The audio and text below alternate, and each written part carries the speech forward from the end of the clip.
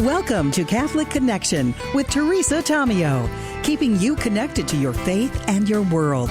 Teresa tackles the issues of faith and culture, the pro-life message, and media awareness. And now, here's Teresa Tomeo. And it's the middle of the week. It's a Wednesday. Hope your Wednesday is going beautifully. Thank you for tuning in to EWTN's Catholic Connection. We have a lot to talk about. Hopefully we'll get through it all. And we are here together to help you grow in your faith. And we grow too as we do interviews and keep you updated and connected, hence the name of the program, Catholic Connection. Okay, what do we have coming up today? Well, unfortunately, we were supposed to have Anthony D'Ambrosio, the son of my dear friend and wonderful author and speaker and apologist and expert in patristics, our friend Dr. Italy, Dr. Marcelino D'Ambrosio. His son, Anthony, is the writer-director of this amazing film, and I mentioned this yesterday, which is why I'm reminding you that he won't be with us this morning, Triumph of the Heart, all about St. Maximilian Kolbe. We're working on reschedule that. We did get an email this morning from Anthony saying that he was under the weather, but unfortunately we weren't able to line up Marcelino or someone else connected with the film. But that's okay. We will get them back on because I want to continue to promote this film.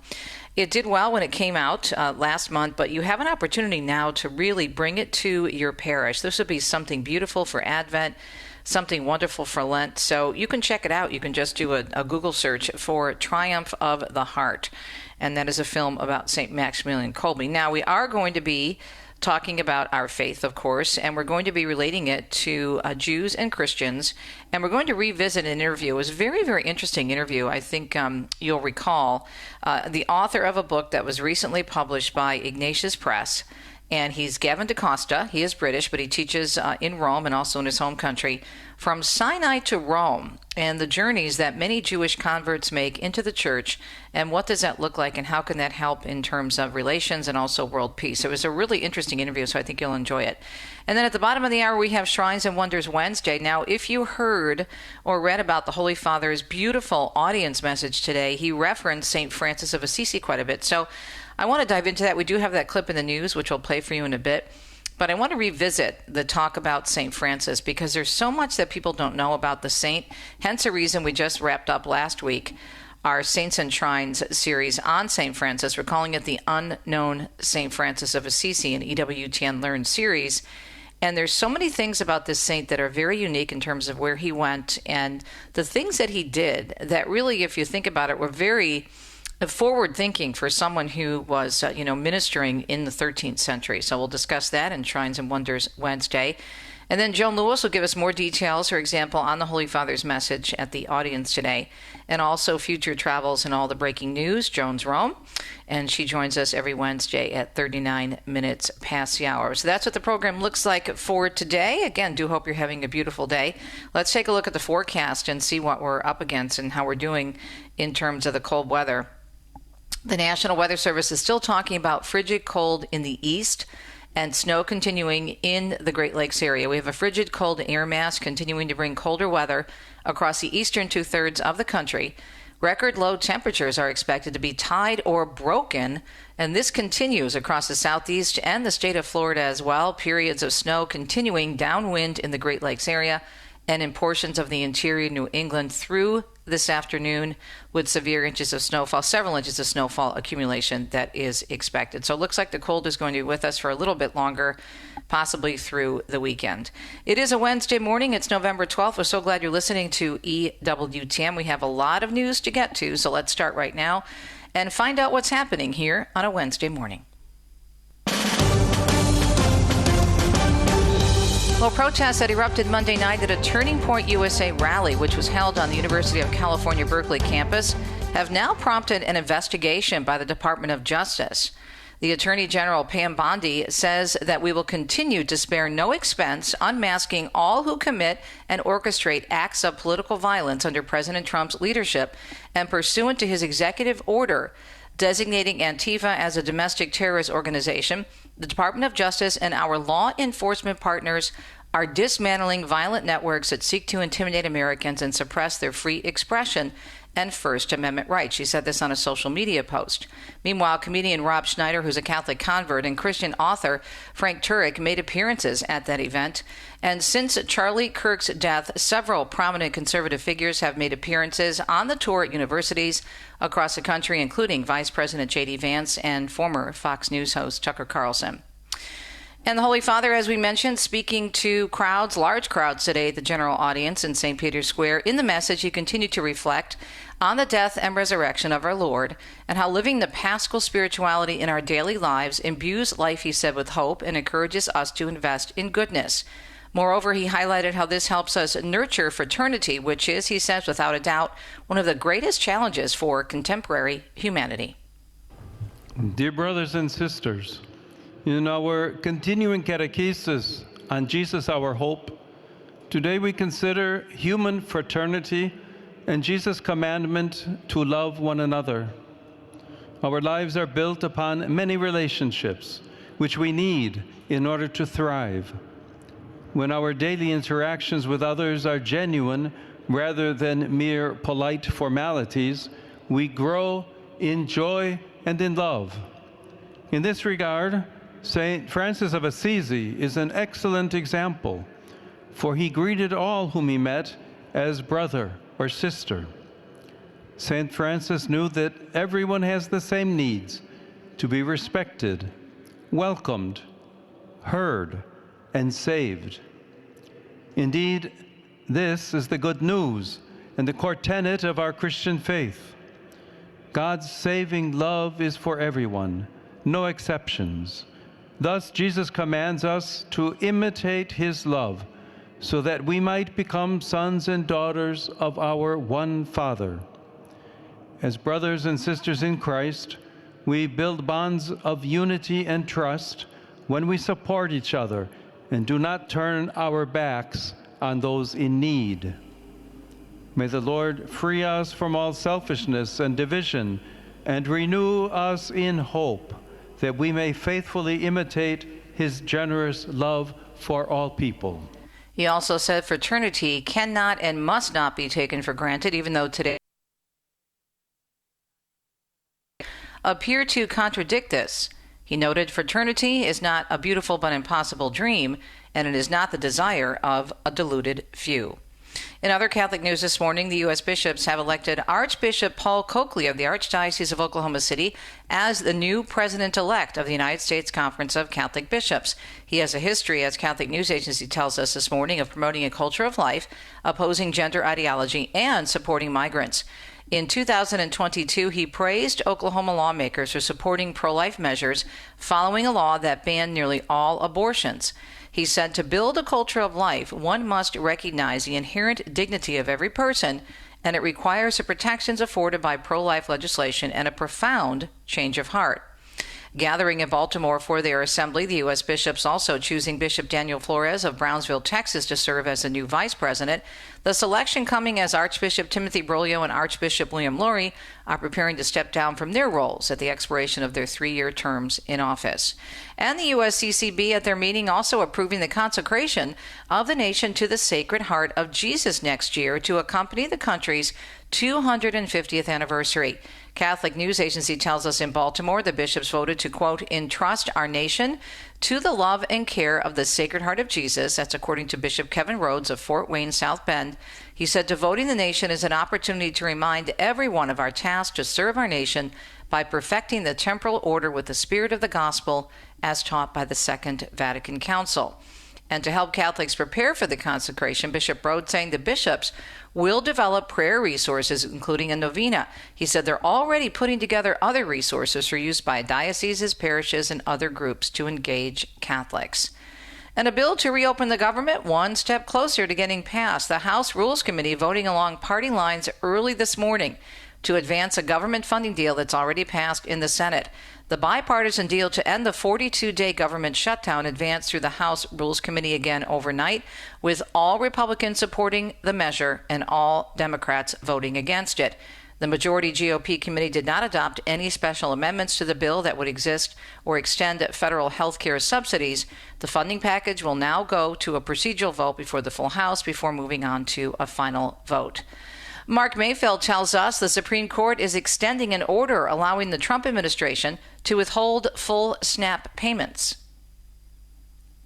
Last week, Justice Ketanji Brown Jackson issued an administrative stay that blocked a lower court order requiring the administration to make the payments. Tuesday's ruling extends that stay through Thursday. This comes as a spending bill that would reopen the federal government is set to be voted on in the House after it was approved by the Senate earlier this week. The bill would provide full funding for SNAP benefits through next September and keeps most of the government running on a short-term basis through January 30th. I'm Mark Mayfield.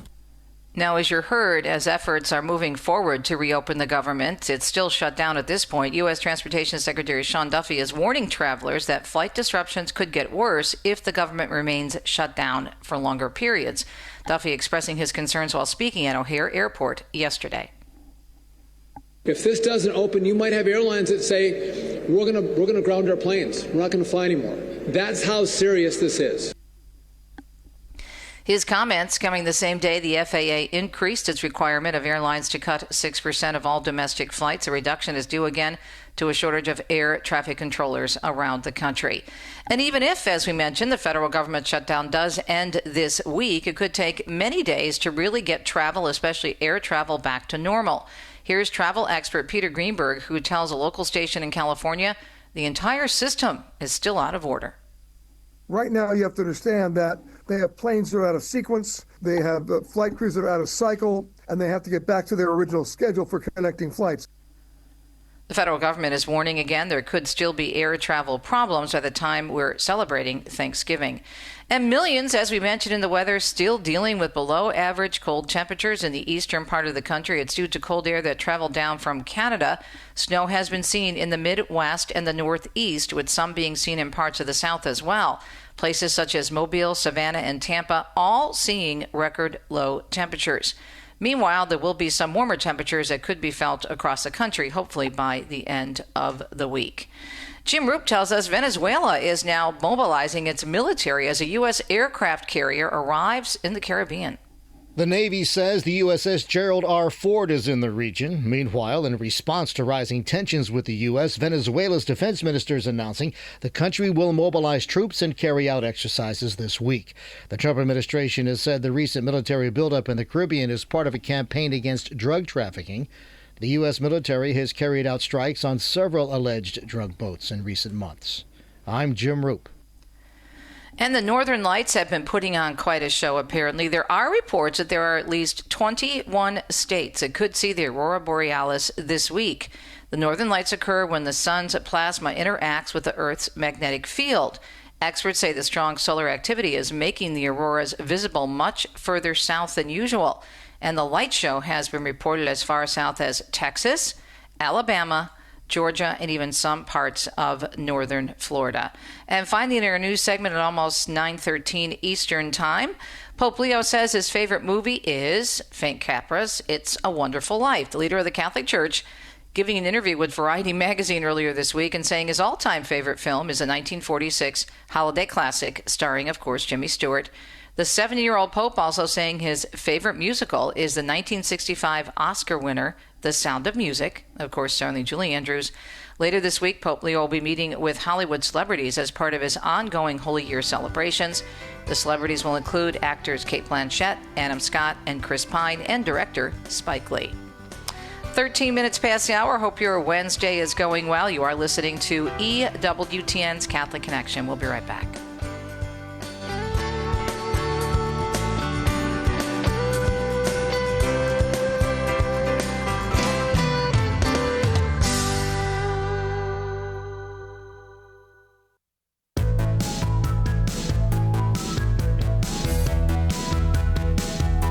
From Sinai to Rome, Jewish identity in the Catholic Church. From our friends at Ignatius Press. Beautiful cover with the Star of David and the cross in the middle. On the phone with us is Gavin D'Costa. He teaches in Rome at the Angelicum. We were just exchanging notes and discussions about beautiful Bella Italia. Gavin, great to have you on with us this morning. And tell us about this book and your interest in this topic in terms of Jewish identity in the Catholic Church. How did it all begin for you? Right. Well, it's great to be here. Thanks for asking me. And it began because I've been involved for many years in conversations between Catholics and Jews. And slowly, as time went on, I began to realize that the whole acceptance of Jewish identity as being something that is part of God's plan meant that Catholics who were Jewish in background began to come to the surface much more. And I think this is true for the Church's own consciousness. So that in a strange way, it came from a conversation with the Jewish people and then realizing actually the Jewish people are also intrinsic to the nature of the Church. Hence, we call the book Jewish Identity in the Catholic Church. Could the identity, though, also be for those of us who are born Christian, raised Christian, but understand the Jewish roots of our faith? Could that also be why you named the book that title? Because I think it's very appropriate in both circumstances. Yeah, so I co-edited the book with Angela Costley, who is in fact a Jewish Catholic, and I am a Gentile Catholic. And in a way, I think having that combination was important in keeping an eye to what is the relevance of this to Gentile Catholics like myself, and what is it, and how is it relevant to those with a Jewish background.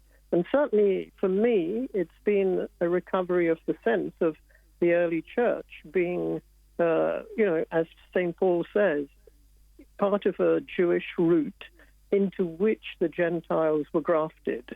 And in that sense, we need to think perhaps that this was a Jewish messianic group that actually went universal and brought in Gentiles who were grafted into Israel. Now, for Jews, this is also the ability to recognize one doesn't have to lose Jewish identity if one is a Christian. This isn't a kind of missionizing process, but it is actually the recognition that you can be fully Jewish and fully Catholic in the way that Jesus was. And this is central in Nostra Aetate. Tell us about some of the contributors, because it's quite an impressive list. Yeah, we were very fortunate because it suddenly was clear that this is a kind of topic that's central to the whole New Testament. So we have people like Scott Hahn and Brant Pitra, who I'm sure, like your listeners, know. And these are people who are working in the New Testament field who are recovering the sense of how do we read the New Testament? Answer, we recognize it's part of a kind of Jewish plot, that here's a Jewish group. We can understand Mary and the context of Christ's temple, for example, in John. Scott Hahn's brilliant essay on that, and Brandt's excellent essay on the Jewish roots of Jesus and Mary. And what's very eye-opening then is that every time you open the New Testament, it's really saying you can't understand it without the Old, but also the Old is part of the Jewish tradition. Then we've got a number of people looking at the Catholic tradition, Bruce Marshall and Robert Fustiggi, and both are in the U.S. And Bruce writes on Aquinas, and Robert is looking at the Council of Florence and Benedict XIV. And what's important about this central section of the book is it's trying to say the tradition is often understood as rejecting Jewishness. And this is a revisiting of tradition to understand half why that was going on and actually how it can be read in a much more positive light. And then the final section is looking at the church in the modern world. And that's kind of a number of contributors, Roy Schumann, Antoine Levy, David Newhouse, Lawrence Feingold. So, again, if people don't know the names, they reflect the fact that these are Catholics working in very, very different geographic areas. And the last section of the book is trying to pull together the argument of why this is important, what it shows us about the nature of the Church. And my own contribution there is to argue that the Catholic Church is at the moment coming to a point where the fullness of the church, the recognition of the fullness of the church, is recognizing the church as both Gentile and Jewish. And that's the kind of blessing. It adds to the fullness of how we understand ourselves. I totally agree. Yep, beautiful.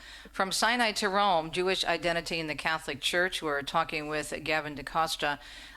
Roy Schumann, his story is amazing, his conversion story. I've interviewed him many times. What is his contribution about? So he's looking at the question of Jewish identity, and he's got a wonderful chapter, and typically called Two Jews, Three Opinions.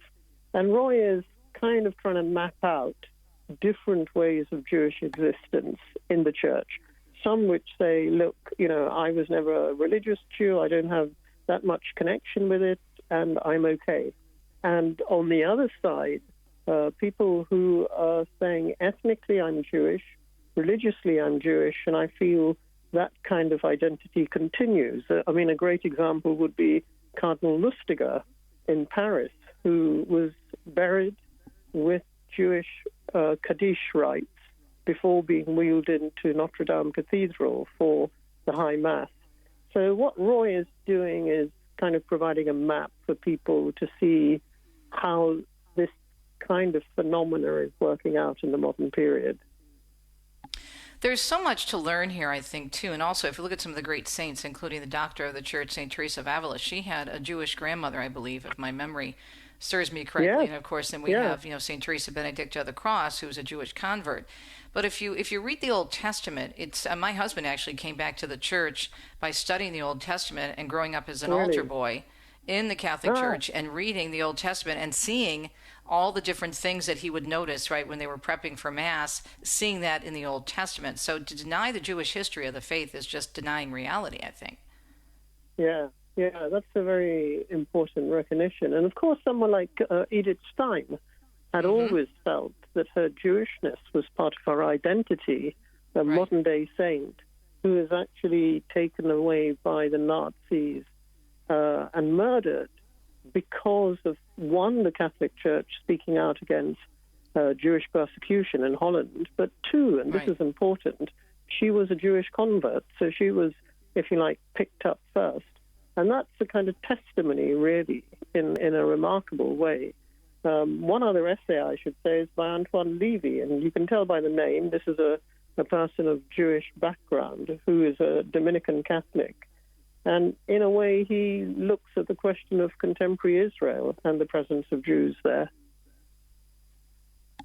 Fantastic book, From Sinai to Rome, Jewish Identity in the Catholic Church. So one last question, have about a minute left, Gavin. For whom did you write the book? For all Catholics to understand the connection with Judaism and the faith, or for whom? Was there a group in particular you were thinking of? Yeah, I think it would be saying the person in the pew who just goes to Mass and loves their faith. This is a book that will help them open eyes to something even deeper and more precious at the center of our faith. I think it will also be something that makes them more alert to the Jewish presence in the world, in so much as there is, of course, Jews who are not Catholics, rabbinic Jews, Israel's in the news, and all of these things are actually connected.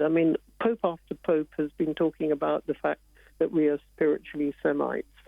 So it's meant for people who love the church, want to know about her nature, and discover Jesus, Mary, and that early pulsing heart in a more intimate way, but to recognize it affects the way we pray, the way we act, and the way, most importantly, the liturgy operates today. Absolutely.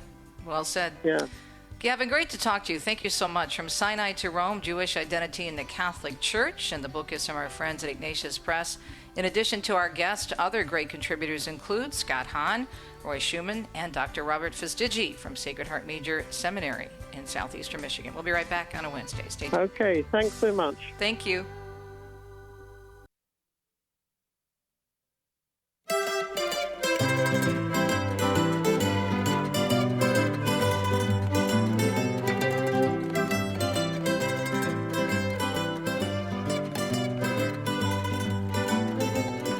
Beautiful Wednesday. It's the middle of the week, and we have Shrines and Wonders Wednesday based on my best-selling EWTN book, Italy, Shrines and Wonders, discovering sacred places and fascinating destinations across Italy and off the beaten path. And you can find it at the EWTN Religious Catalog. And I just wanted to revisit some things that the Pope said in his beautiful audience message. Joan will be diving into them a little bit more deeply, but I thought it was so beautiful that he talked about St. Francis and holding up St. Francis as a great example of how to love one another. And what was so beautiful about how he tied in St. Francis is he talked about St. Francis calling everyone brother. So before we get into St. Francis of Assisi in terms of how he not only called human beings, fellow human beings, brothers and sisters, right? Brother, sister, or dear brother, dear sister.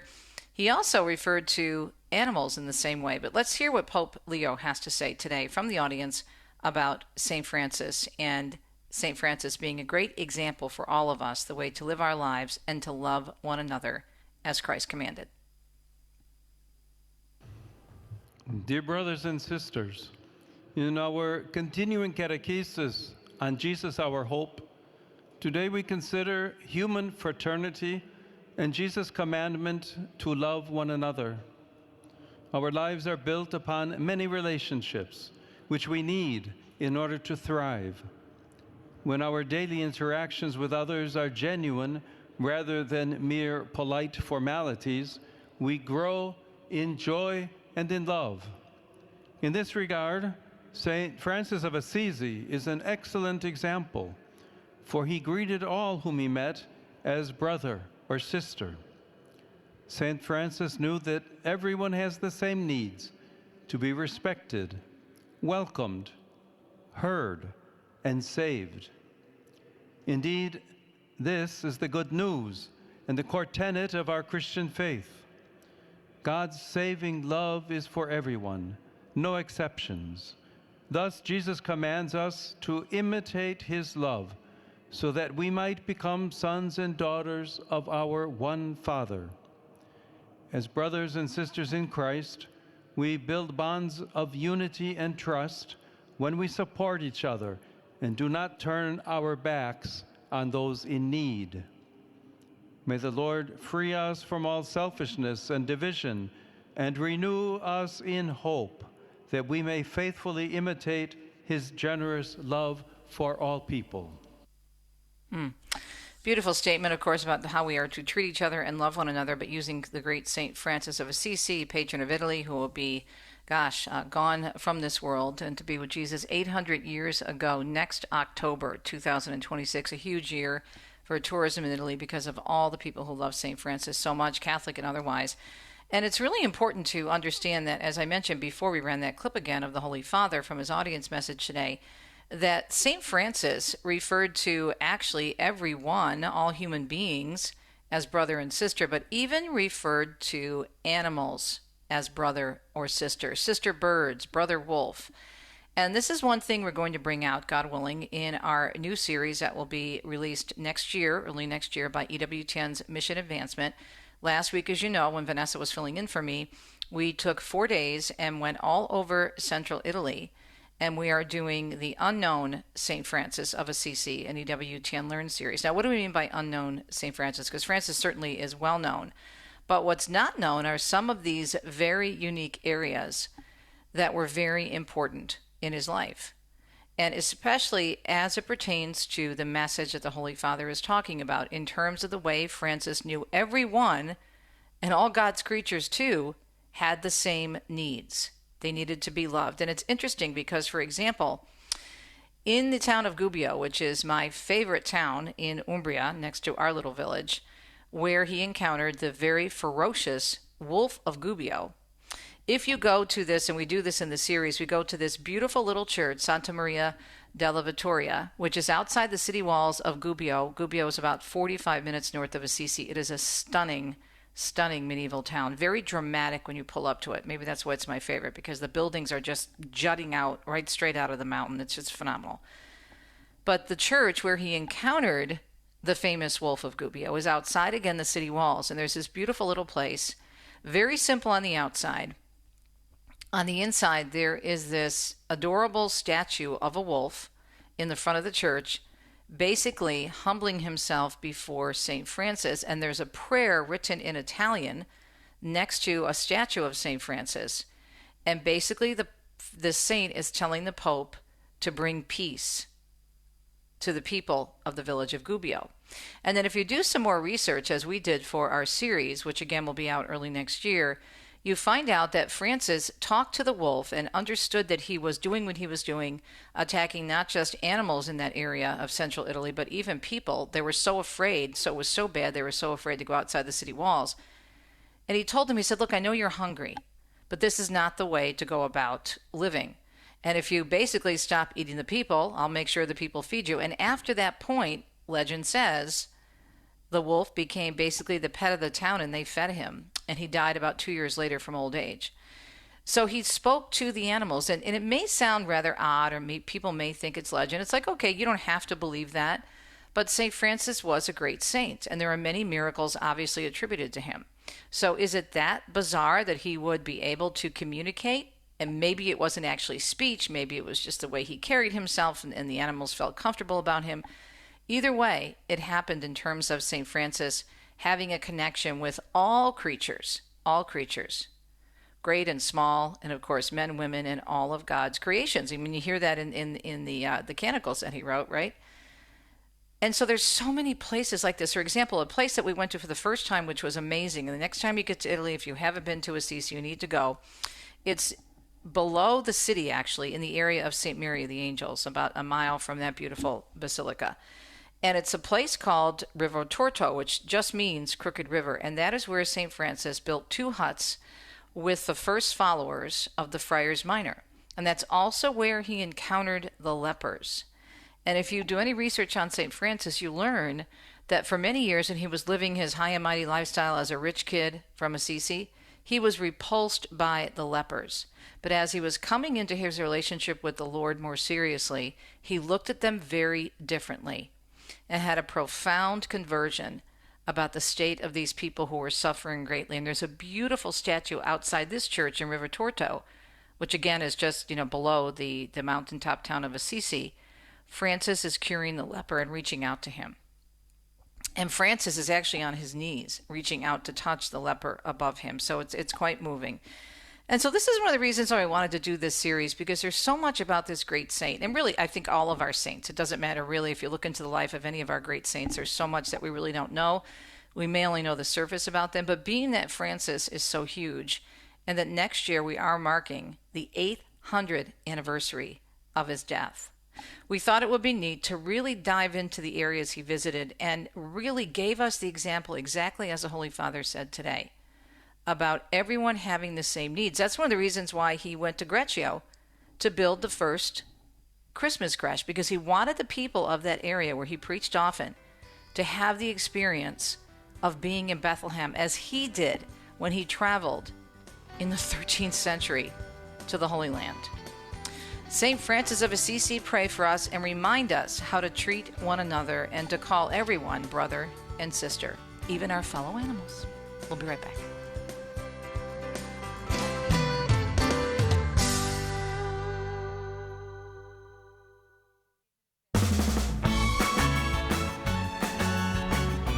.38 minutes past the hour now on a Wednesday. Of course, it means time for Joan's Rome, going back to the Eternal City. What a beautiful audience message. I played a clip twice for our listeners so far this morning. I loved his talking about St. Francis of Assisi and using him as an example. Looks like a gorgeous day in Rome and another packed audience. Good morning, my dear, or good afternoon, I should say. Yeah, it's hard to believe it's November, right. Except in the morning and evening. Early morning and maybe getting out and going to work or whatever, and then evening, if you're going to go out for dinner, you're definitely going to want a nice warm jacket or some kind of wrap. But during the day, you're going to leave that at home. So, it's been beautiful. Yeah. Well, it was a beautiful. I love the way. Okay, this is the Jubilee. 2025 Christ our hope. And then, Pope Leo has been looking at, in this context, the resurrection of Christ, obviously gives us hope, and the challenges of today's world. And then he goes into what he calls this Easter spirituality, which animates fraternity. So fraternity, the theme of today's audience. And, he said we consider human fraternity and Jesus' commandment to love one another, because our lives, and you and I know this, and anybody listening knows this, our lives are built upon many relationships, which we need in order to thrive. And these are, when they're genuine and more than polite formalities, we grow in joy and love. And, of course, your favorite, my middle name is Francis, so our beloved Francis of Assisi said the Pope is an excellent example, having greeted everyone as brother or sister. And then he also referred to the fact that, his predecessor, Pope Francis, had mentioned our need to receive everyone as the saint did himself, as a brother and sister, to nurture fraternity. So it's a wonderful talk on fraternity. And I didn't know the root was so ancient that the word actually, fraternity, means to care for or to have at heart, to support and sustain. And what's interesting, you think of the word fraternal, and there's twins sometimes called fraternal as opposed to identical. And then you talk about a fraternity, which exists in many universities, a fraternal feeling, a brotherly feeling towards someone. So it's a word that's not new to us, but we've probably just never gone into it the way the Pope has in this catechesis, and the way Pope Francis proposed using St. Francis's words, omne fratres, everybody's a brother. So very, very inclusive, because Francis recognized in everyone their common destiny of dignity, dialogue, welcome, and salvation. So a wonderful catechesis. And it ends by the Pope saying, of course, brothers and sisters support each other in hardship. They don't turn their back on those who are in need, and they weep and rejoice together in the active pursuit of unity, trust, and mutual reliance. And in a way, these words make me think of the Jubilee of the Poor, which is going to take place this very weekend. Talk about reaching out to our brothers and sisters. The poor can be those whom we see on the street without a fixed abode. They can be people who are being taken care of in some kind of a residence or home, but those who don't share in all the good of life. And so it's going to be a very beautiful, it should be a very beautiful Jubilee, because Friday there is a vigil in the Basilica of St. Paul's outside the walls. Saturday there's a 9 to 3, a pilgrimage to the Holy Door, and with the option of receiving sacrament of reconciliation in all the Jubilee churches. And at 4 there's a Marian prayer in St. Peter's Square, and then Sunday at 10 o'clock there's the Pope's Mass, and this will take place inside the Basilica. So that venue has not changed. In the past, crowds have been enormous, and the venue has changed, but that looks pretty much like it's going to stay, as it is inside the Basilica for the Mass. So we just continue all the events, and there'll be another event, but not a Jubilee, inside the Vatican this week, when the Holy Father meets with a lot of movie stars. Movie stars, movie stars, movie producers, and a lot of names. I did not know a lot of names when I actually saw the list, but he's going to be meeting them in the Apostolic Palace, and that'll be on Saturday at 11 in the morning. And the idea, there was an excellent piece in Alatea about this, because so many people, if you remember when he met Robert De Niro recently, people are going, oh my gosh, that's terrible. How could a pope do that? And it's like, if there's anybody on earth that can do anything like that, it would be the Pope. Oh, well, exactly. I mean, the Pope, our parish priest, right? Just to extend the hand. And there was a lot of criticism, but then people just really don't think the thing through. And Alatea said in this article, he said, this is an impressive constellation of Hollywood icons, European icons, etc. And they wrote, what unites them this weekend isn't competition or premier night glamour, but an invitation to reflect on art, beauty, and the search for meaning, and to do this with the successor of Peter. And why not? If we're told all the time, Teresa, you and I and everybody listening to us, everyone of faith, we're taught to evangelize. And that doesn't mean, putting on the formal habit of a missionary person and going out into the world. It means evangelizing by saying grace before meals in a restaurant. And you do it because that's who you are, not because people might notice you, but hopefully, of course, they will. And there's so many ways to evangelize. And obviously movies are one of the ways. Oh, and they did. Well, I think, too, reaching out to someone like Robert De Niro, who really is a very angry person right now and has been just vile in his talk about particular politicians, including, of course, at the top of his list, the person that he can't stand, that he's just said horrible things about the President of the United States. But at the same time, as you said, if anybody could do anything about it and maybe get him to take a breath and think about beauty and people and that everyone's a human being, even if you don't agree with him all the time, it would be the leader of the One Holy Catholic and Apostolic Church. Sure. And we think about how Jesus met with so many different people, right? And he was criticized for the same thing. And a leader, whether religious or not, can always point out that a coin has two sides. And that leader may be, promoting one side, hopefully the truth and beauty, etc. But there will be another side. You recognize those people, that they have their opinion. You might not know why, you might not agree, but you do listen. And I think that's certainly one of the highlights of Pope Leo, and we saw that in the documentary. I hope nobody out there misses seeing, and I've put a link on my blog, Leo from Chicago. Wonderful, wonderful documentary. I just started watching it yesterday. I didn't have time to watch the whole thing, but it's very well done, production-wise, very well done. Well, what we learn about Leo, too, if you haven't deduced it already, and you and I cover him, the average Catholic, in the pew at Mass does not spend that kind of time every day following the Church or the pulpit. The Pope loves to drive. There must have been 10 to 15 people who highlighted Leo's love of being in a car, sharing something with friends, or just having the chance to drive in the countryside and reflect. I'm just wondering if that means we're going to see him driving the Pope Mobile one day, and the guards going to gendarme going crazy. Now, And then, of course, they visited Aurelio's Pizza. There was that friend that was able to get the pizza on an overnight flight to Rome, get off the plane, bring it to St. Peter's Square, and give it to the Pope. This is his favorite pizza place, and give it to him in the audience. And how many of the people that he knew in the past, family, friends, teachers, colleagues, in the seminary, and they stressed how wonderful he is as a listener.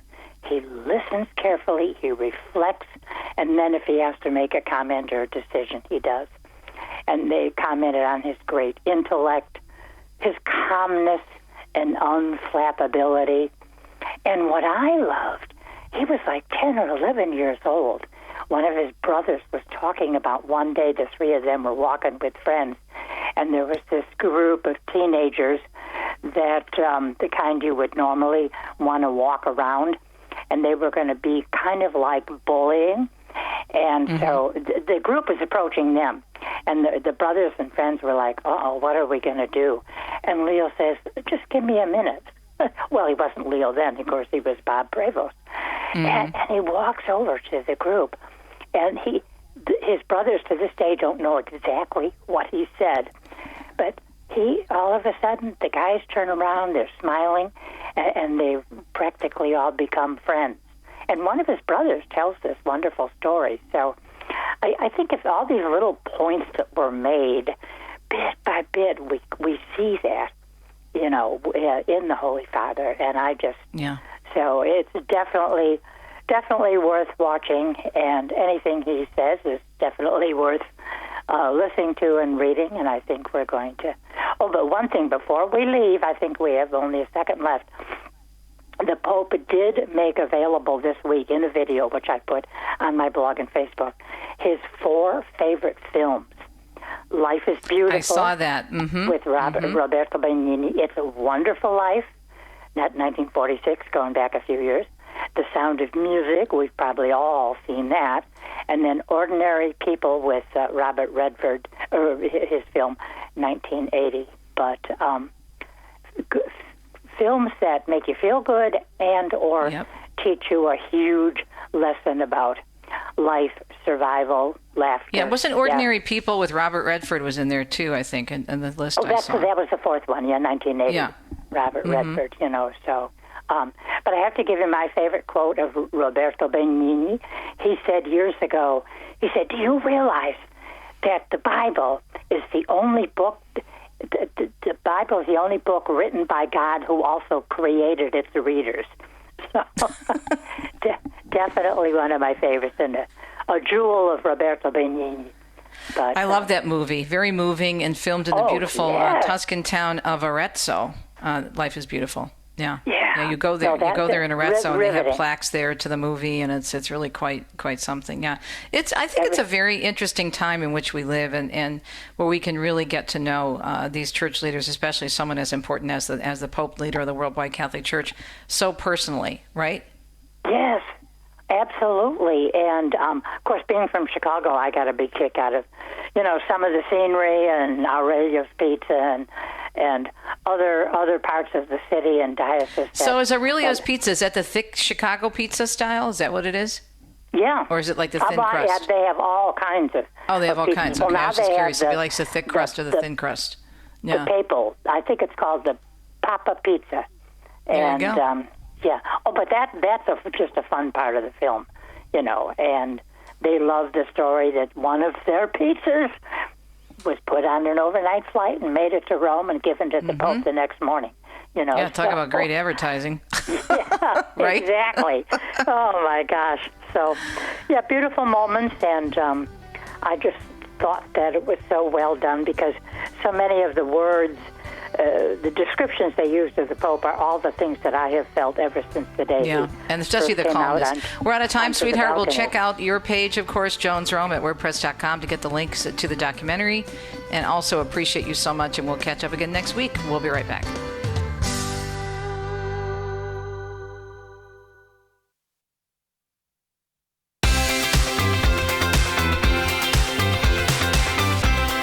Moving quickly through another edition of Catholic Connection, produced by EWTN, Global Catholic Radio. You can check it out online, EWTN.com, all of our great programming. Coming up in the second hour on EWTN's Radio Extra, we're going to take a look at the gospel today and the whole idea of gratitude. Do you know that gratitude is good for you, body and soul? There's incredible evidence and research on this. It's very cool. I actually did an entire chapter on this in my book, Listening for God, and also God's Bucket List. I talked about it. When you are grateful, it really impacts the way you see the world. And if you're upbeat, if you're a positive thinker, that has a direct impact on your health. I mean, it's amazing in terms of the studies in this. So it doesn't mean that you go around being a Pollyanna, everything's wonderful when the world's falling apart around you. No, that's not what we're saying. But what we're saying is when you see the glass as half full versus half empty, when you can be positive versus negative, it does have an effect on you overall. There's some very interesting evidence, and we'll talk about that also in terms of what Scripture and our Catholic faith says. Then we're going to dive into a very interesting report. Our friend Terry Poplava is going to be joining us, and he's involved in a lot of research on the Catholic Church, including a new report on Just Jesus and Me, the trend among American believers. What's the latest with that? So this idea of this relationship with Jesus, I don't need to go to church, it's just me and Jesus. Well, we have a personal relationship with Christ, right? And we have to have that personal relationship. But I've always told people that if you try to have this private relationship, it's just the opposite of the word gospel, because the first two letters in that word are go, G-O. So we'll talk about that, plus you, in the second hour of Catholic Connection on EWTN's Radio Extra.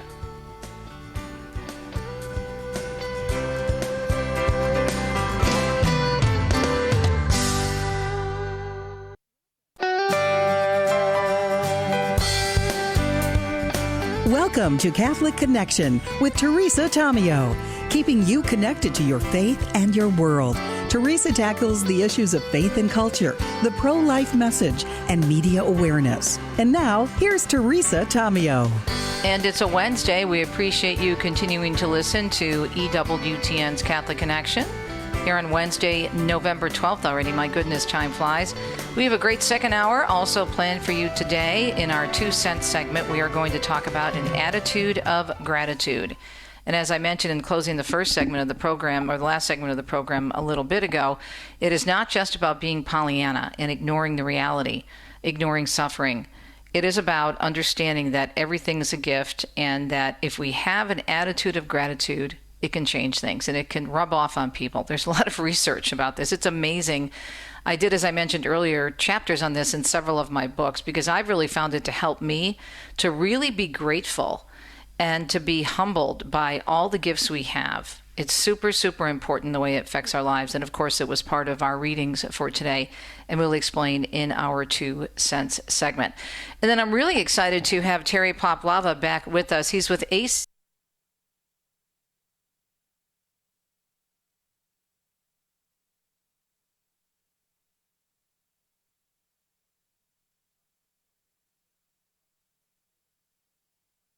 and Flux Report, in their Faith and Flux Report, the latest Faith and Flux Report, to talk about where we are. Are people still claiming this? Oh, I'm fine. I'm just fine. I've got Jesus. I don't need church. I don't need anything else. I don't need the sacraments. I don't need confession. That's really, doesn't matter. Well, you know what? It does matter. We know that as Catholics. But more importantly, if we are believers, we need to be willing to evangelize. We're all called to evangelize by virtue of our baptism. And in the Catholic Church, that means all of us, right? The church exists to evangelize. That's her main reason. And so we have to be a part of that. And so just saying it's Jesus and me makes it a very private thing. And we're not supposed to be private with our faith. We don't go around hitting people over the head with the catechism and the Bible, but we are supposed to be out there in the public square. Just like we spoke with yesterday from the folks from Tepeyac Leadership who are training people to be evangelists in the secular world.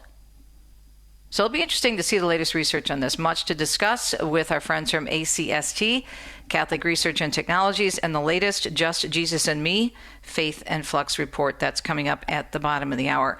As far as the weather is concerned, we are still dealing with some cold, so it's going to be a little bit tough in terms of some weather. Let's take a look. Well, it's starting to warm up in some areas, except for my understanding, the home state of Michigan. Temperatures are moderate in the east, west, and central U.S. It's warming up.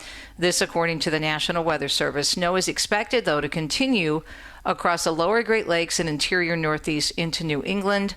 And we have some strong cyclone developing off the west coast, bringing heavy rainfall, heavy mountain snow, and strong winds to the west coast beginning this evening. So that is a look at the weather from the National Weather Service for Wednesday, November 12th, 2025. Hope you're doing well. We've got a lot of news to get through, of course, on a busy time of the year as we move closer to the holidays. So let's get started and see what's happening here on EWTN's Radio Extra.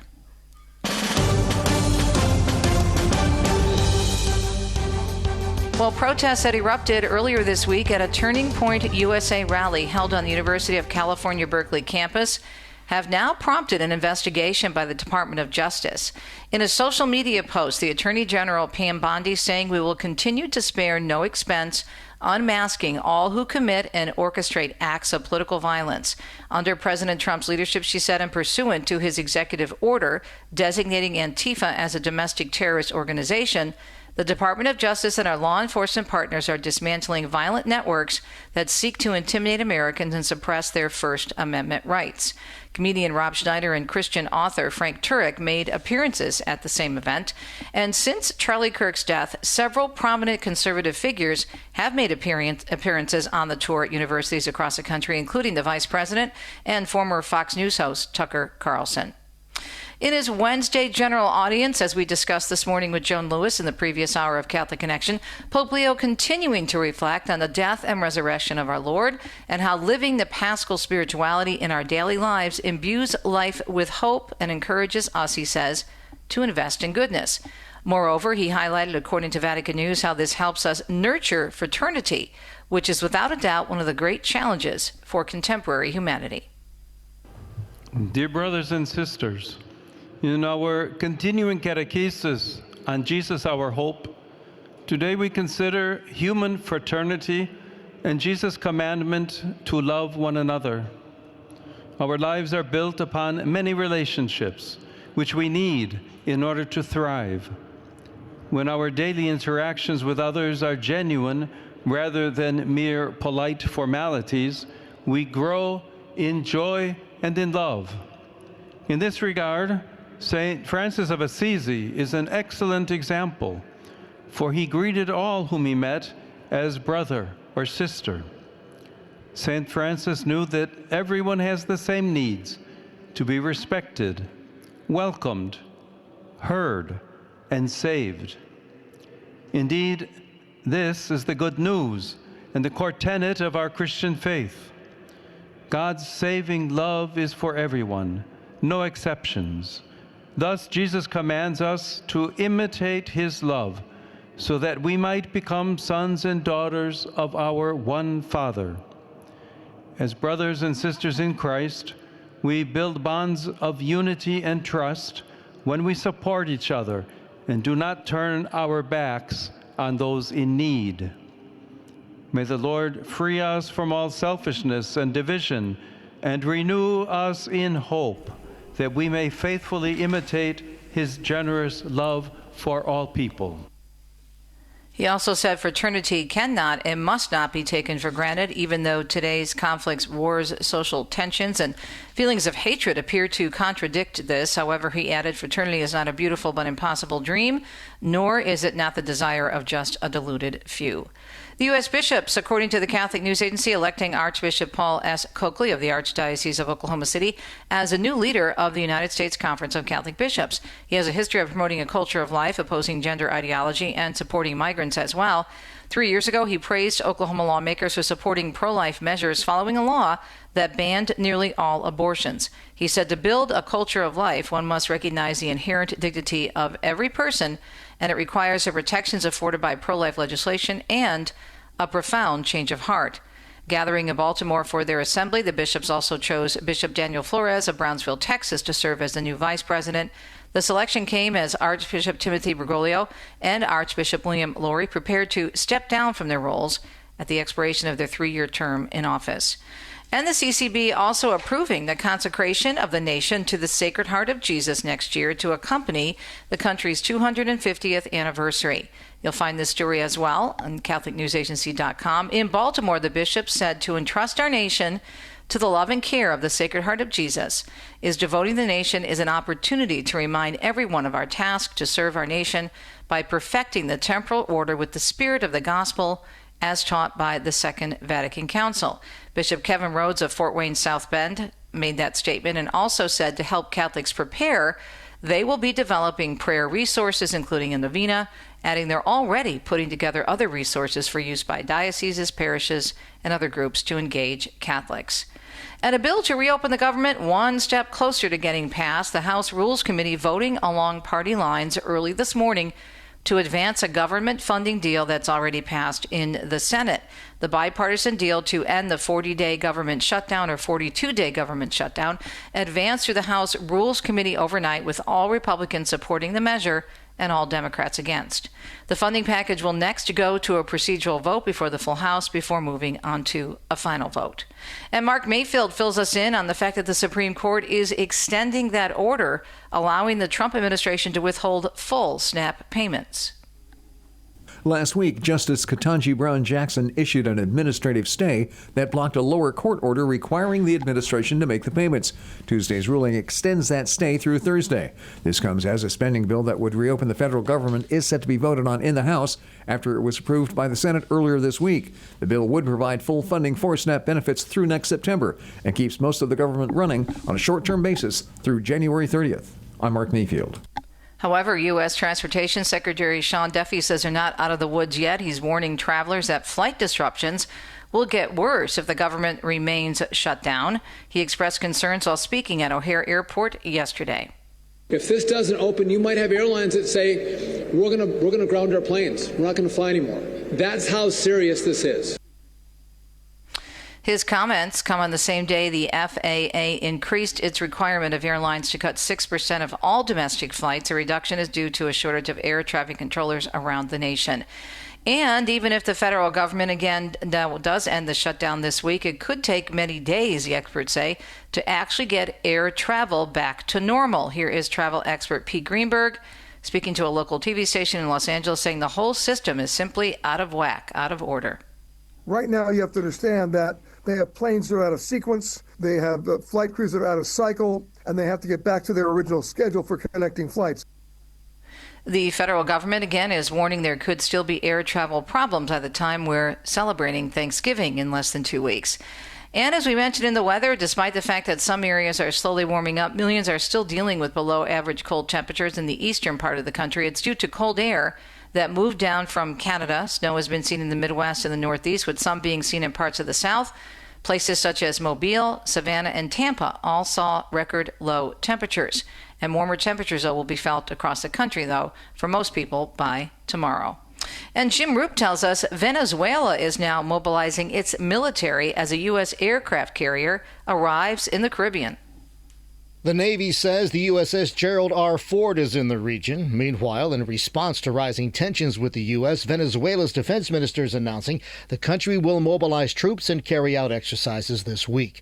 The Trump administration has said the recent military buildup in the Caribbean is part of a campaign against drug trafficking. The U.S. military has carried out strikes on several alleged drug boats in recent months. I'm Jim Roop. Boeing facing pressure to end a month-long strike involving thousands of workers in the St. Louis area before the Thanksgiving holiday rolls around. The workers on the picket lines mainly build fighter jets and weapon systems, and the U.S. Air Force says their 3-month strike is causing delays in delivery. Members of the Machinists Union are set to vote on a revised contract from Boeing. That should happen tomorrow. And the Northern Lights have been putting on quite a show, apparently. There are reports that there are at least 21 states that could see the aurora borealis this week. The Northern Lights occurring when the sun's plasma interacts with the Earth's magnetic field. Experts say the strong solar activity is making the aurora visible much farther south than usual. The light show has been reported as far south as Texas, Alabama, Georgia, and even some parts of northern Florida. And Tammy Trujillo tells us Los Angeles might be ground zero for the creation of tech scams that hit millions of us across the country. According to the cybersecurity firm Unit 221B, millions of scam texts are being created and sent out of L.A. That's because the city is home to at least 4 SIM farms, which have dozens of SIM boxes, which contain dozens of SIM cards. That allows thousands of calls and texts to be made at once. Experts say people who get scam texts should never click on links and never share their credit card or bank information. The Federal Trade Commission says that last year, Americans lost nearly $500 million due to scam texts. I'm Tammy Trujillo.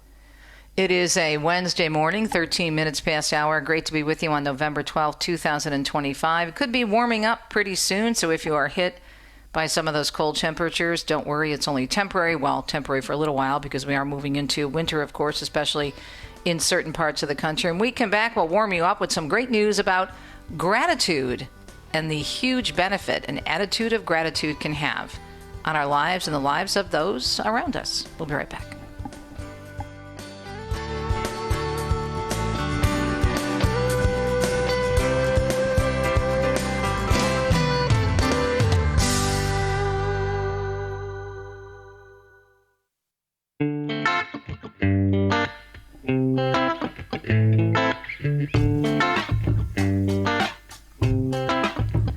Hope you're doing well this morning. Beautiful day. It is November 12th. I know some folks are still chilling, and I mean chilling as in cold, but it's going to warm up by tomorrow, and the end of the week should be a lot better across the parts of the country that have been hit pretty hard.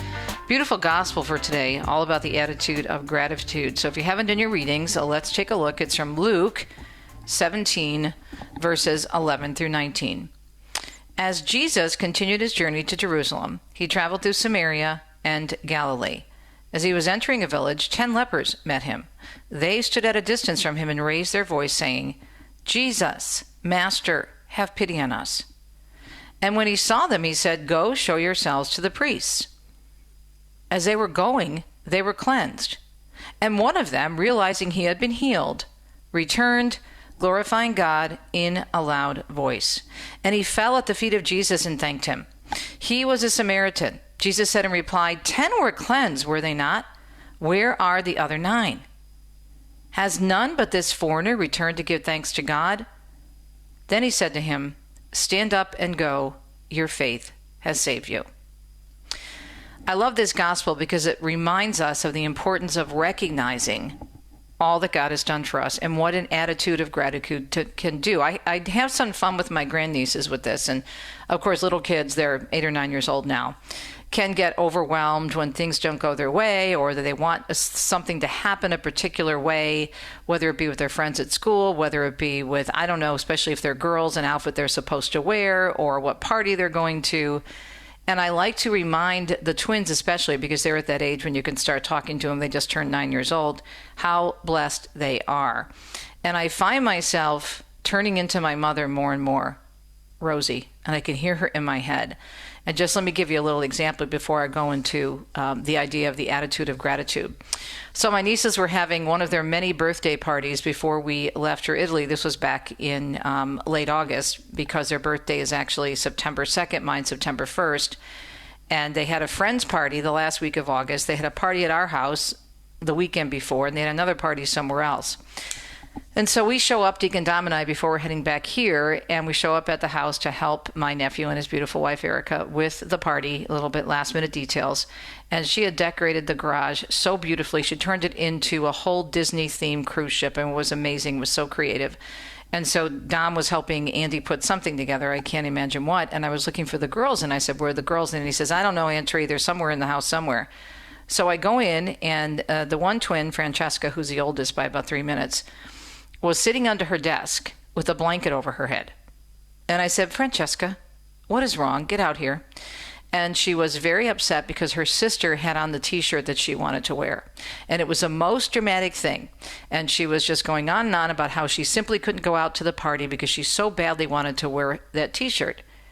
And I said, okay, let me get this straight.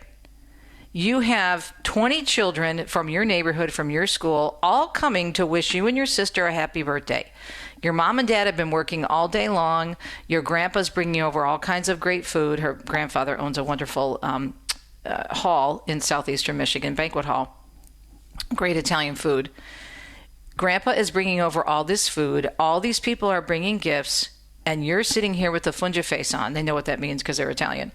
Mushroom face. Because you don't like the t-shirt you're wearing. I said, now, do you think that makes sense?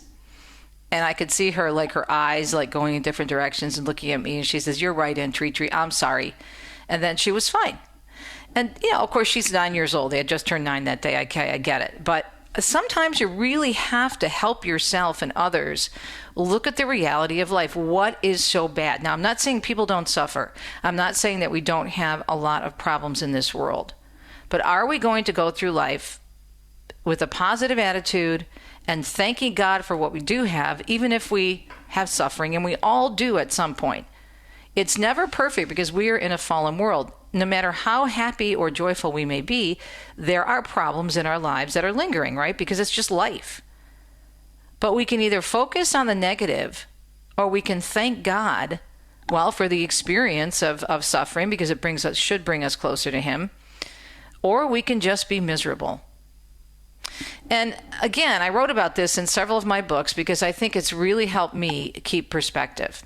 And yet the secular evidence is so strong for the impact that an attitude of gratitude can have. Gratitude enhances health, brings happiness, and may even lengthen lives. This was from last year, September 11, 2024, so about a year ago, and the article is on the Harvard Education website where they do a lot of research on health and wellness. They say 6 questions can help you evoke the life-enhancing power of gratitude. Okay, so let's look at these questions, see if I can go into these. What did the study look at? The new study drew on information from almost 50,000 women enrolled in the Nurses' Health Study. Their average age was 79. In 2016, those taking part completed a 6-item gratitude questionnaire in which they rank their agreement with statements such as, I have so much in life to be thankful for, and if I had to list everything I felt grateful for, it would be a very long list. 4 years later, researchers combed through participants' medical records to determine who had died. There were 4,608 deaths from all causes as well as from specific causes such as cardiovascular disease, cancer, respiratory diseases, and others, infection and injury, etc. Deaths from the heart disease in the United States were the most common cause. Now, participants with gratitude scores in the highest third at the study start had a 9% lower risk of dying over the following 4 years than participants who scored in the bottom third. So think about that. What does this actually mean? So what are they saying? While the study couldn't actually pinpoint why gratitude is associated with longer life, the experts believe several factors may contribute. We know that gratitude makes people feel happier. That in itself has a small effect on mortality. Practicing gratitude may also make someone a bit more motivated to take care of their health. Maybe they're more likely to show up for medical appointments or exercise. It may also help with their relationships and social support, which we know contribute to health. Now remember, earlier this week, on Monday, I believe, I was doing the story about socialization. And socialization is at the top of the list as well in terms of aging well. Not just aging, but aging well. There's a lot of people who may live longer lives simply because of their gene pool, but they may not be happy. But if you want to live longer and be joyful, they say that socialization, being with people, and also gratitude here, which we're talking about today. There is an association, they say, and the particular sample of people analyzed is both the biggest strength and limitation of the research. He says there's a lot of different questions pertaining to this. So here are the 6 questions to evoke gratitude, which was the title of this article, as you recall. Not feeling especially grateful today? You have the power to change that. Asking yourself certain questions can evoke gratitude, such as, and think about the lepers that were leaving after Jesus was healing them on their way, right? The one stopped and probably was asking himself some of these questions. What happened today that was good? What am I taking for granted that I can be thankful for? Which people in my life am I grateful for? What is the last book I read, movie, show, or social media clip I saw that I really appreciated and why? What am I most looking forward to this week, month, and year and why? What is the kindest thing someone has said or done lately? And so this attitude of gratitude, for us as Christians, it's even more important because God has given us so much. First of all, are we grateful for Him? Are we grateful for the Catholic Church and all of the gifts that the Church gives us? The sacraments, our parishes, the church leadership, all the beauty and depth, the teachings. So much for which to be grateful for in our faith. And secondly, what about the fact that we just got up this morning? Isn't that enough to say, thank you, Jesus? Thank you, Jesus, for another day to do your will in my life. It really makes a difference in how you feel. Even my little nieces got it when I told them, and Lily had her own episode, Liliana is the other twin, where she was upset about something, and I kind of pulled a Rosie on her and set her straight too. But at the end of the day, is your cup half empty or half full? I bet if you sat down and made a list, the things that you're grateful for, as that one test participant said, it would be a very long list indeed. Thank you, Lord. God is good all the time. We'll be right back.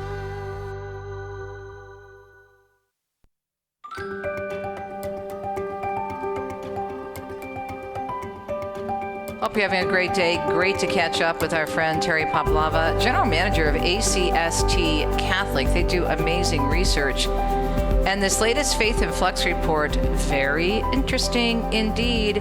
Terry, thanks for joining us. Okay, this whole idea of just Jesus and me trend, what are you seeing? First of all, give us some background if folks aren't familiar with your great work at ACST. Tell us about it, and let's talk about the Faith in Flux reports. Thanks for joining us. Thank you, Teresa. Great to be with you. Just quickly, ACS Technologies is a software company that serves multiple Christian denominations, and ACST Catholic is the business that expressly serves Catholic parishes and dioceses, primarily with our software resources to help accompany people in their faith and also to understand who's out there. So there's some strategic management, strategic sort of planning software, as well as management software for parishes and dioceses. Okay. But a big part of what we also do is a research project called American Beliefs, which actually is a source of some of the data that's in our strategic planning software. And that's what this is about today. American Beliefs is a significant, the most significant part of it is conducted roughly every 4 years. And we've just completed releasing our 2025 findings. So we have data now from 2017, 2021, and 2025, so we can begin to look at trends. And you and I have talked about some of this before, but in this particular case, exactly what you said, we're seeing an increase in personal relationship with Jesus, but we're seeing some other things that are also really concerning for us as the Catholic Church.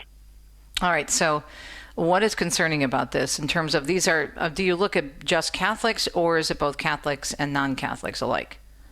What I am looking at is just Catholics, just the Catholic responses as part of this. Right. And so what are we learning? We're learning this. Number one, great news over the past years, this is 12 years now, we're strengthening in our core beliefs.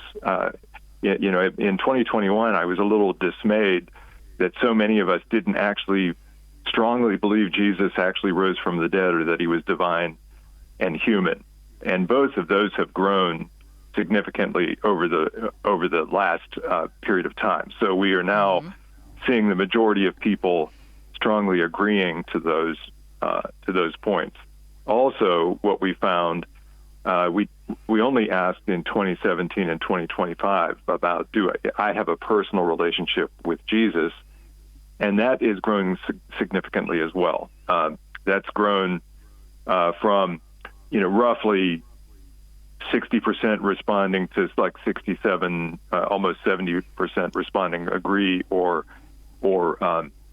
strongly agree. And those are really good things for us. I think the Eucharistic revival has had some impact on people, and we are becoming more confident and are exploring our faith more deeply. The other finding, though, that really concerns me is a really strong growth in I don't have to be at Mass. The question is, belief in Jesus does not require attending Mass. So, that's a little loose, I suppose, but it's really, really concerning that if you look specifically, in 2017, 21% of Catholic respondents said, I don't have to be at Mass. It's now 39% of respondents. It's a huge increase, and that's the part that I think we really need to pay attention to. Do you think that, I know we're 5 years out, but do you think that COVID, the impact of COVID and the churches closing, where some people may wrongly come to believe that, well, I didn't go to Mass all those years, what difference does it make during that time, that it's having a lingering impact on this decision that I can just be with Jesus myself and not go to church? I'm sure that's part of it, where we got comfortable with that. And also, other questions show I fell out of the habit of going to church. It's now one of the top reasons for not attending. So I do think that we falsely got comfortable with being present in our own faith. I also think there is a lot of publicity. The secular world, first of all, it teaches us to that we can be strong on our own and we can learn things on our own and we can be independent, which we've talked about also now is resulting in loneliness because we think we can, we can sort of follow what we want. So I think that's a factor. I also think that some of the really public Christian discussion that's going on across the country is a very individualized kind of discussion. So I think that's a factor as well. So I think it's probably three things, but certainly COVID and I guess I don't really need to go to church really points to the fact that we've lost track of the Eucharist and why we need to be together. Yeah, because it doesn't seem to match up if they have stronger beliefs. And you mentioned the Eucharistic revival. Of course, we had the Eucharistic Congress and so many other events going on. And then they turn around and say they don't think they need to go to Mass. right? Right. Well, it means what we've lost is the importance of community as being core to who we are as Catholics. And we celebrate in community. We experience in community. Right. We do it in person. And, so much of the world and all, with technology, everything seems like, well, we can just do it remotely and it'll be just fine. So culturally, we've become such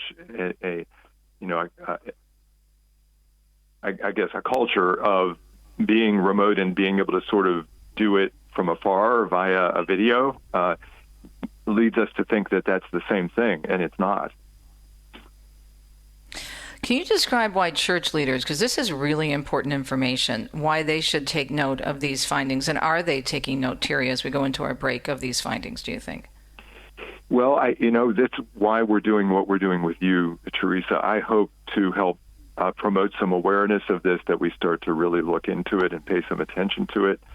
So I don't know for a fact how broadly people are reacting. We are getting some reaction, and this has been picked up actually globally to put the information out there. Very, very excited about that.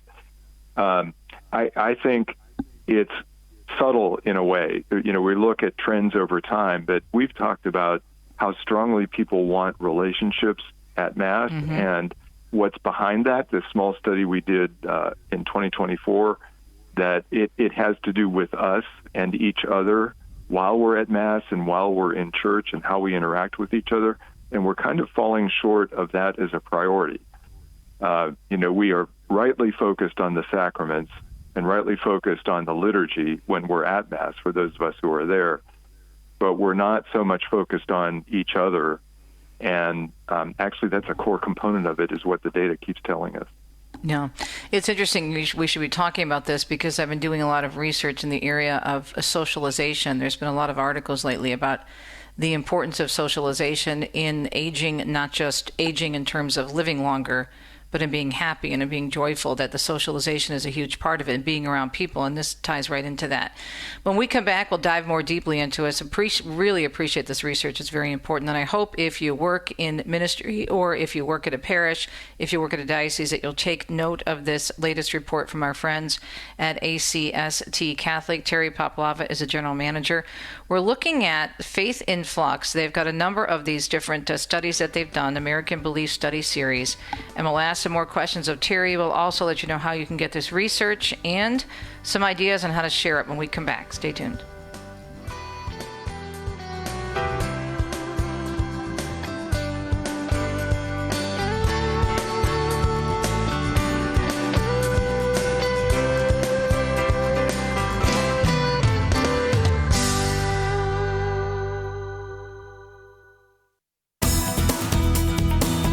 Having a very, very interesting and important conversation with Terry Poplava. He serves as the GM, or General Manager, of ACST Catholic.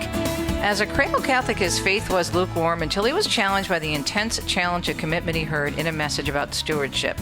What do I own and what owns me? Which led him to executive roles at Our Sunday Visitor and Catholic Leadership Institute, before his current focus on serving the Catholic Church at ACS Technologies.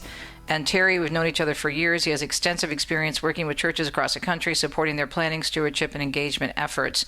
It goes back to something, I think, Terry, even in this research, which is so very well done and orchestrated by ACST and your organization, but it really is very basic. We don't have to make it very complicated, because it talks about socialization, being there for one another, loving one another as Jesus commanded us, right? Absolutely. And I think I sort of phrased it, I don't know if this is really correct or not, but my own phrasing is that we have a sacramental aspect of our church, a spiritual aspect, if that's possibly the right word, but also a relational aspect. We're a relational church, and we're taught that the relationship and the community is core. And it is very much what you're saying. It's the socialization of each other, with each other, in concern for each other and for our common good. And that Teresa points me to, I did want to go back to this, because you and I dug into this a year ago. It was like, okay, the original finding was the top three things people are looking for when they're looking for a parish are celebration of the sacraments, quality homilies, and warm and friendly encounters. And 2 or 3 of those seemed pretty clear, but the warm and friendly encounters seemed, what should I say, fuzzy? So we did a separate, smaller study on what does that mean to people. And what you and I talked about was it comes down to how we acknowledge each other when we arrive at church, whether we have been invited, whether we've been invited back. Those were 2 of the top reasons for people saying that the environment was warm and friendly.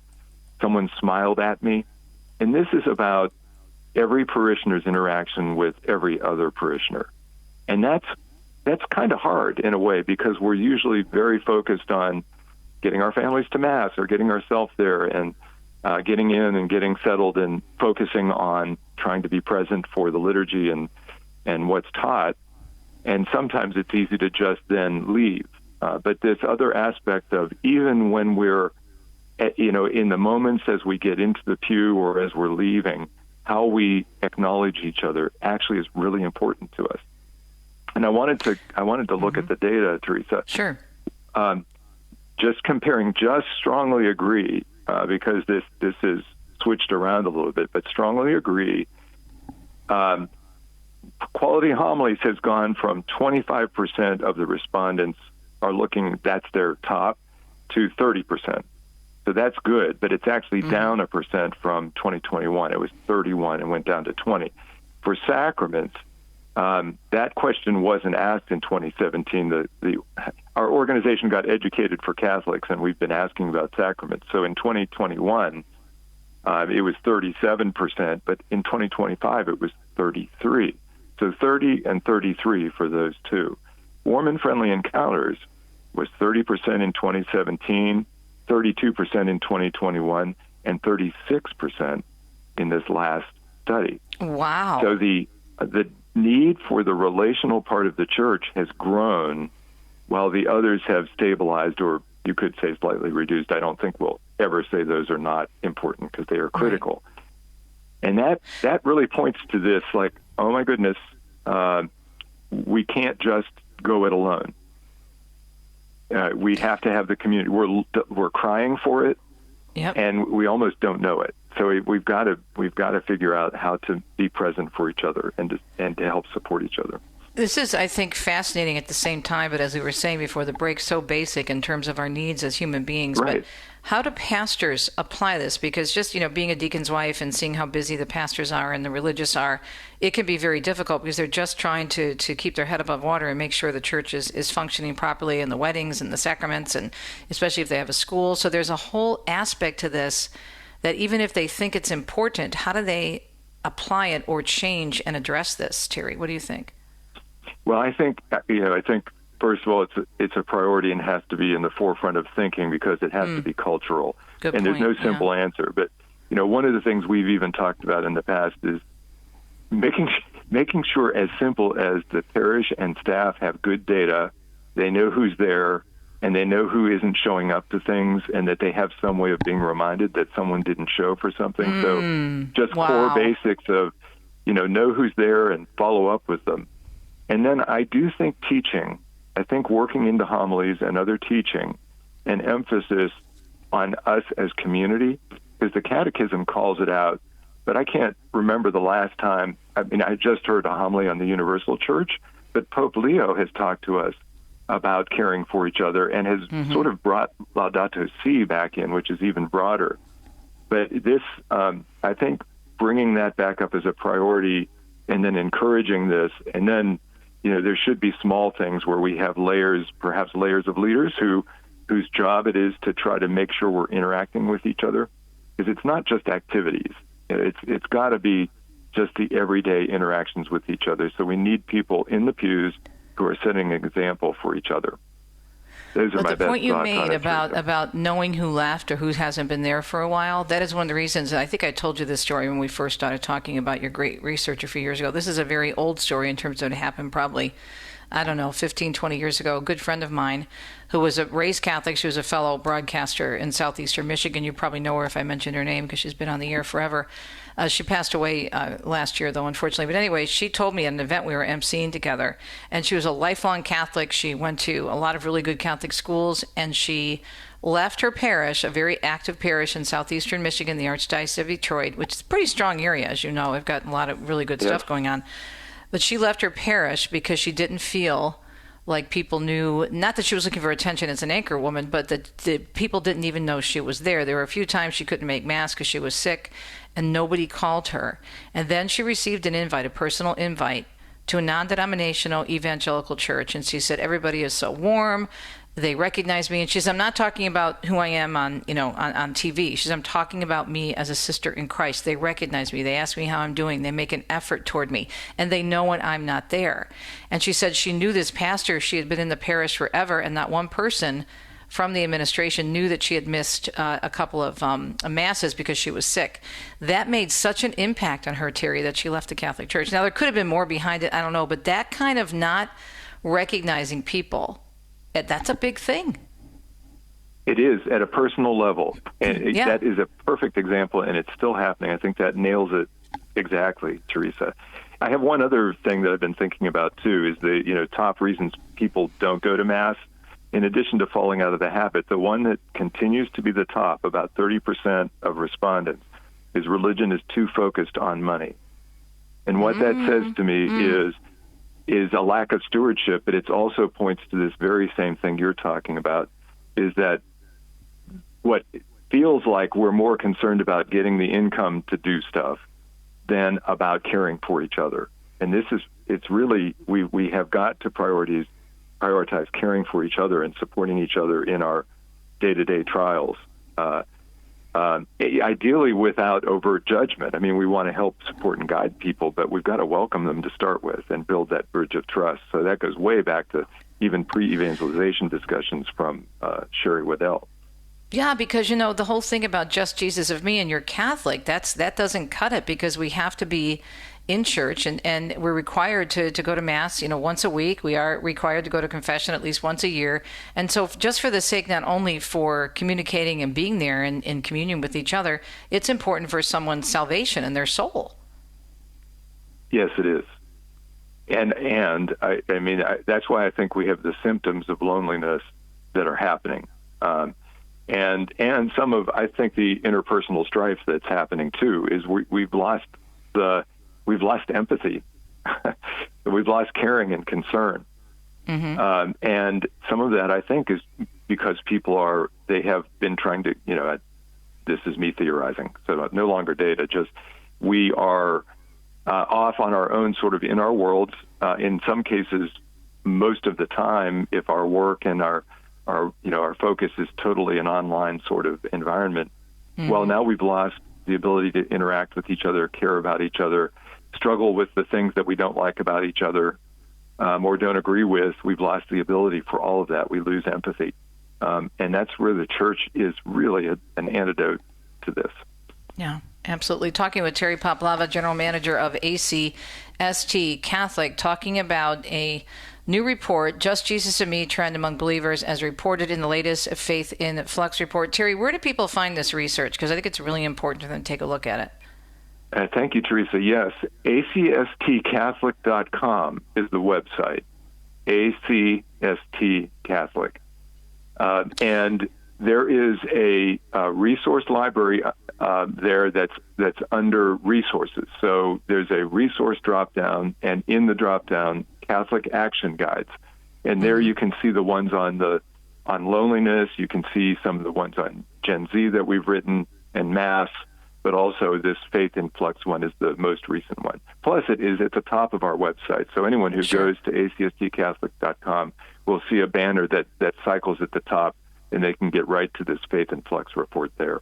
And it's a free download for people. Right. It's great information, and it's really well done, and it gives you a really good not just a snapshot, but I would say you pull back and look at the big picture. You zoom out, as we would say in the business, and you get a real sense of what's going on in the church and what's not going on in the church as well, what needs to be done. But what should we as lay Catholics, do you think, do with this information in our daily lives as believers, do you think, Terry? Well, I think, first of all, Teresa, that we take to heart this need to care about each other, and that we start to, I loved that you were talking about gratitude.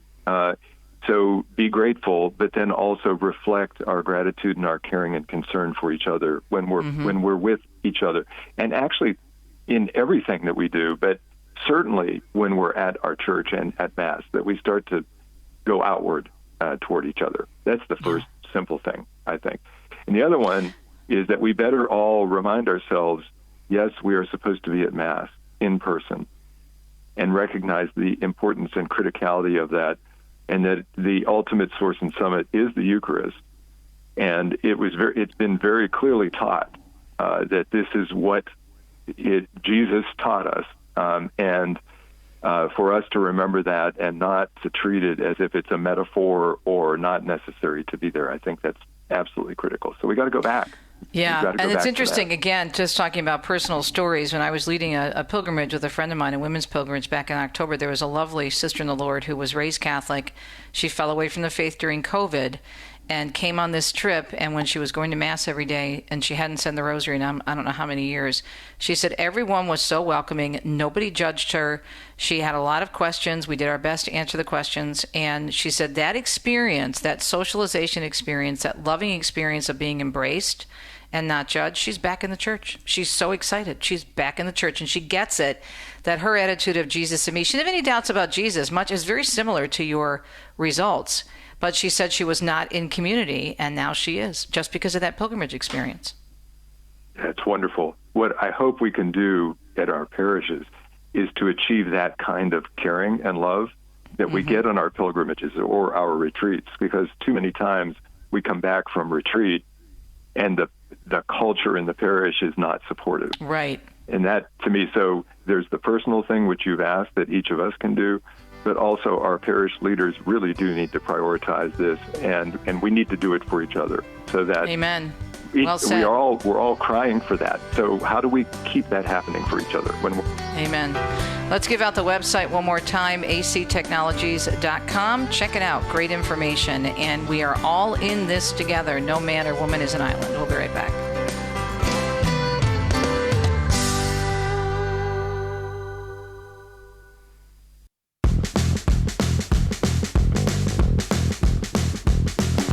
It's interesting, isn't it? Sometimes we make it so complicated, and at the end of the day, it really is about what the Holy Father was discussing this morning and being more like our great saint, St. Francis, and loving people. You know, there's a great song out by Danny Gokey. I love it. It's called Love God and Love People.